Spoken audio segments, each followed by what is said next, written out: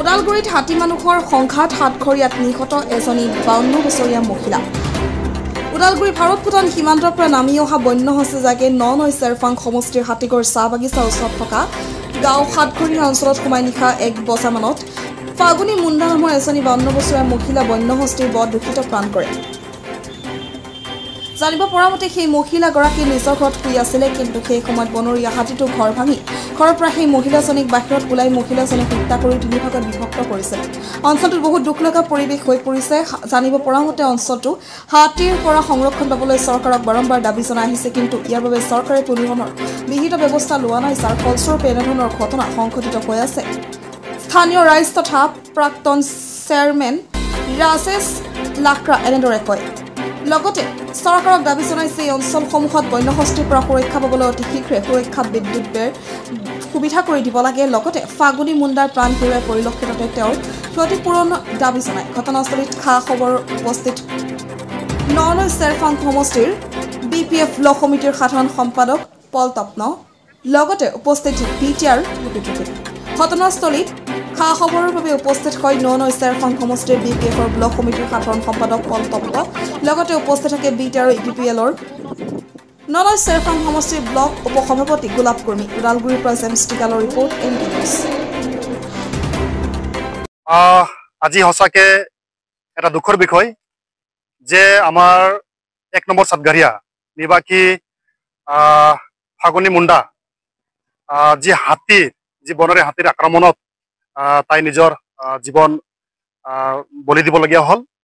আৰু আমি সঁচাকে দুখিত আৰু সকলো আমি ৰাইজ আমি ওলাই আহিছো এটাই কথা যে আজি তাইৰ জীৱন যোৱাটো কাৰ ভুল হয়, কাৰ ভুলৰ কাৰণে আজি তাই নিজৰ জীৱনটো দিবলগীয়া হয়। ইয়াতে মানে ভুলটো হ'ল আমাৰ চৰকাৰৰ, আমাৰ ফৰেষ্ট ডিপাৰ্টমেণ্টৰ, কাৰণ আজি ফৰেষ্ট ডিপাৰ্টমেণ্টৰ দায়িত্বত আছিলে যে এই অঞ্চলত মানে যেহেতু হাতীগড়, জোৰপুখুৰী, সাতগৰীয়া, বৰমুকলি, বনগুৰুম এই এৰিয়াটো হ'ল এটা ৰেড জোন। ইয়াতে হাতীৰ আৰু মানুহৰ সংঘাতটো হৈয়ে থাকে, মানুহ মৰিয়ে থাকে। কিন্তু আমি ইমানবাৰ আমি যোনটো আমাৰ আন্দোলন বা আমি ইমানবাৰ আমি জনোৱাৰ পাছতো কিন্তু আজি আমি ইয়াতে ব্যৱস্থা লোৱা আমি দেখা নাপালো আমি ব্যৱস্থা লোৱা। আজিলৈকে ইয়াতে এই অঞ্চলত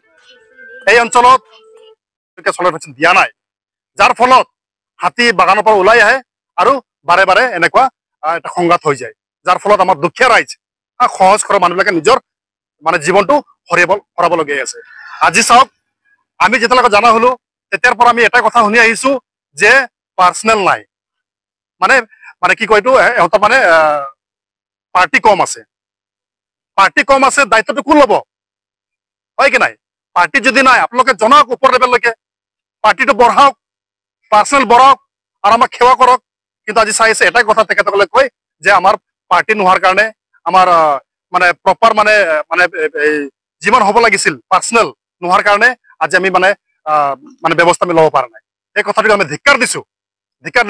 আৰু আজি এটা প্ৰতিবাদ হ'ল মানুহ মৰে, ডেড বডি উঠাই লৈ যায়। কিন্তু আজি আমি গোটেই ৰাজ্যে আমি ওলাই আহিছো আৰু আমি প্ৰশাসনক আমি দাবী জনাইছো যে যাতে অনাগত দিনত এনেকুৱা হ'ব নালাগে, আমাৰ সহজ কৰা মানুহবিলাকে এনেকা মানে গৰু ছাগলীৰ নিচিনা মৰিব নালাগে। তাৰ কাৰণে তেখেতসকলে আমাক কথা দিছে যে এই সপ্তাহৰ ভিতৰত এই চলাৰ ফেঞ্চিং ব্যৱস্থা কৰিব আৰু হাতী অহাৰ লগে লগে ইয়াতে ডিউটি দিয়াৰ ব্যৱস্থা কৰিব। এই কেইটামান কথা তেখেতসকলে কৈ গৈছে, আৰু যদি এই কথাবোৰ যদি তেখেতে পূৰণ নকৰে আমি কিন্তু এই অঞ্চলৰ ৰাইজে আমি দলে বলে আমাৰ যি কাৰ্যসূচী ল'ব লাগিব, ধৰ্ণা কাৰ্যসূচী ল'ব লাগিব, আমি কিন্তু লোৱাৰ কাৰণে আমি সাজু আছো।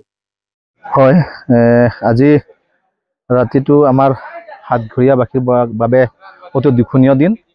আজি আমাৰ মাজৰ পৰা এজনী বাইদেউ ফাগুনী মুণ্ডা, তেখেতক আজি হাতীয়ে আক্ৰমণ কৰি ঘৰৰ পৰা টানি আনি তাক বাৰীত চুচৰাই মাৰি পেলালা।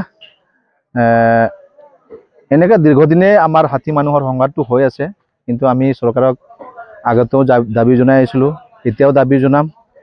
তেখেতসকলে আমাক পাৱাৰ ফেঞ্চিং এটা দিয়াৰ কথা কৈ আছিলে, কিন্তু পাৱাৰ ফেঞ্চিংটো আজি পৰ্যন্ত হোৱা নাই। আজি 15-20 বছৰ উকলি গৈছে, আজিলৈকে পাৱাৰ ফেঞ্চিংটো তেওঁলোকে দিব পৰা নাই। ইয়াতে আমি চাই আছোঁ চৰকাৰৰ একদম গাফিলতি আছে। লগতে যিসকল বিভাগ আছে, তেনেকুৱা ফৰেষ্টৰ বিভাগে তেওঁলোকে টহল দিব লাগে, ৰাতি এটা পহৰাৰ চিষ্টেমটো কৰিব লাগে, তেওঁলোকে সেইটো দিব পৰা নাই। বা তেওঁলোকে জানিব লাগে যে তেওঁলোকৰ যিহেতু হাতী সুৰক্ষা দিছে, হাতী ক'ত আছে, কেনেকুৱা আছে, কোনটো জেগাত আছে, তেওঁলোকে অলপ হ'লেও মানে গাঁৱৰ মানুহক জনাই দিব লাগে যে আজি আপোনালোকৰ ফালে হাতী আছে, কিবা আছে, আপোনালোকে অলপ সাৱধানে থাকিব। সেই বস্তুকেইটা আমাৰ মাজত হোৱা নাই, সেইকাৰণে আজি হয়তো আমাৰ মাজত এই বাইদেউ এজনী আমি হেৰাব লগা হ'ল। আৰু চৰকাৰক মই দাবী জনাব বিচাৰিছোঁ, এই যিটো পৰিয়ালৰ ক্ষতি হ'ল বা যিটো পৰিয়ালৰ এজনী বাইদেৱে মৃত্যুবৰণ কৰিলে, সেই পৰিয়ালক ক্ষতিপূৰণটো দিব লাগে। লগতে আমাক পাৱাৰ ফেঞ্চিঙক অতি শীঘ্ৰেই মানে ব্যৱস্থা এটা কৰি দিব লাগে।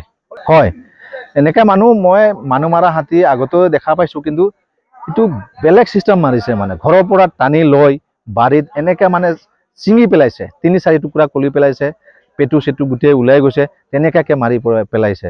তো মই ভাবোঁ মানে হাতীয়ে বহুত উগ্ৰ হৈছে, আৰু উগ্ৰ হোৱাৰ কাৰণো আছে যে কেতিয়াবা হাতী বাগানত থাকি যায়, বাগানত থাকি যোৱাত বাগানৰ বিভাগে বা বাগানৰ যিসকল চাহাব আছে তেওঁলোকে বাগানটো অলপ জংঘল কৰি ৰাখিছে, সেই জংঘলকেইটাও কাটি নিদিয়ে।